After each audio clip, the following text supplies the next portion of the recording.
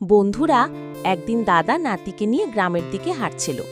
চারপাশে সবুজ মাঠ, গরু ছাগল ঘাস খাচ্ছে। নাতি প্রথমবার গরু দেখে অবাক হয়ে গেল। চোখ বড় বড় করে দাদাকে জিজ্ঞেস করল, দাদা, এত বড় ছাগল কোথা থেকে এলো?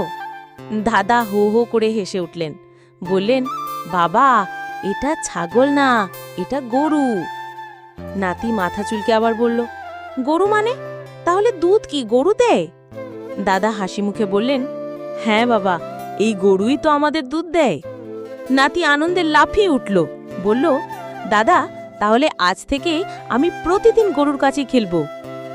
বন্ধুরা, এবার তাহলে লাইক এবং সাবস্ক্রাইব করো। বন্ধুরা একদিন দাদা নাতিকে নিয়ে গ্রামের দিকে হাঁটছিল। চারপাশে সবুজ মাঠ, গরু ছাগল ঘাস খাচ্ছে।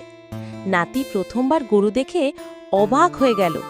চোখ বড় বড় করে দাদাকে জিজ্ঞেস করল, দাদা, এত বড় ছাগল কোথা থেকে এলো? দাদা হো হো করে হেসে উঠলেন, বললেন, বাবা, এটা ছাগল না, এটা গরু। নাতি মাথা চুলকে আবার বলল, গরু মানে? তাহলে দুধ কি গরু দেয়? দাদা হাসি মুখে বললেন, হ্যাঁ বাবা, এই গরুই তো আমাদের দুধ দেয়। নাতি আনন্দে লাফিয়ে উঠল, বলল, দাদা, তাহলে আজ থেকে আমি প্রতিদিন গরুর কাছেই খেলব। বন্ধুরা, এবার তাহলে লাইক এবং সাবস্ক্রাইব করো।